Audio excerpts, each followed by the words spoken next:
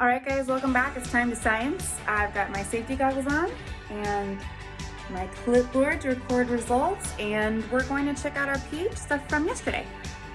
So these have dried overnight. I'm going to cut them and label them with numbers to keep track, which will match what's on my clipboard. I'll make that fancy later.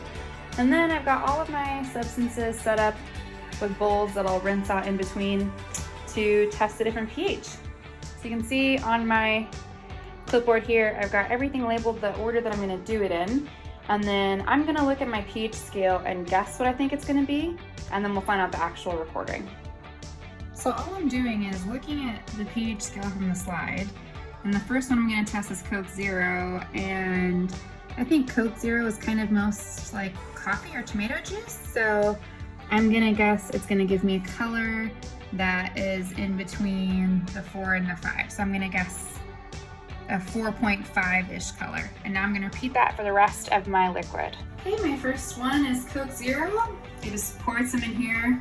I cut the strips just to make it a little bit easier. And what we're gonna do is dip the strip in here and then pull it out. I'm gonna place it on the paper towels I have set up to dry, and we'll see how the colors change. See if they match up with my guess. I'm now gonna repeat this for the rest of them.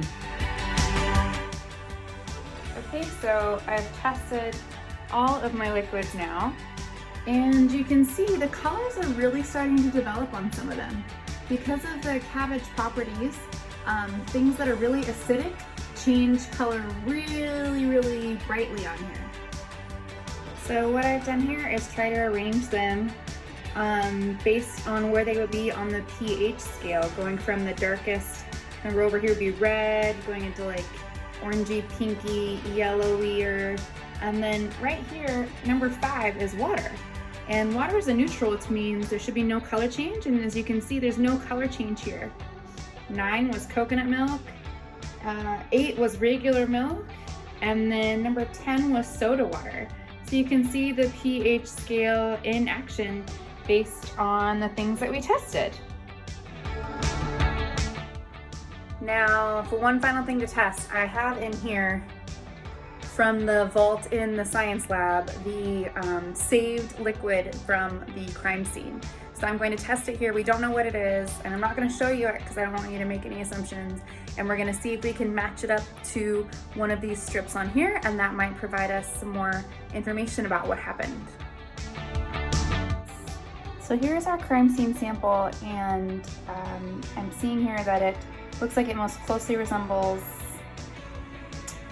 maybe somewhere around 3 and 4. 3 and 4 represent my coffee that I normally drink, although it looks slightly different, so maybe now we have a clue. Okay, for fun, I thought I'd do some lime juice, just to see. Whoa, that got super pink. I kind of thought it would because it's very similar to lemon juice, and lemon juice was that color. There. Which one do you think is more acidic?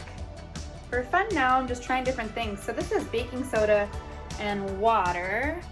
And let's see. Oh, wow. That turned really blue right away. That's because this is a base. It is an alkaline. So that had a really strong reaction. Try some white vinegar. Let's see what this does here.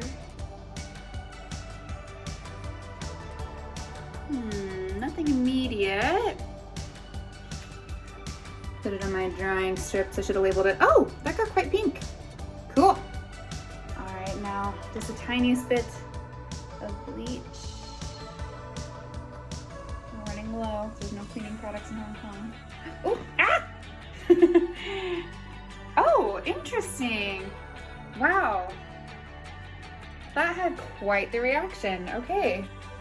That bleached it, but it's also got that bluish tint because it will be up here on the pH scale, way up high. Ooh, that smells strongly.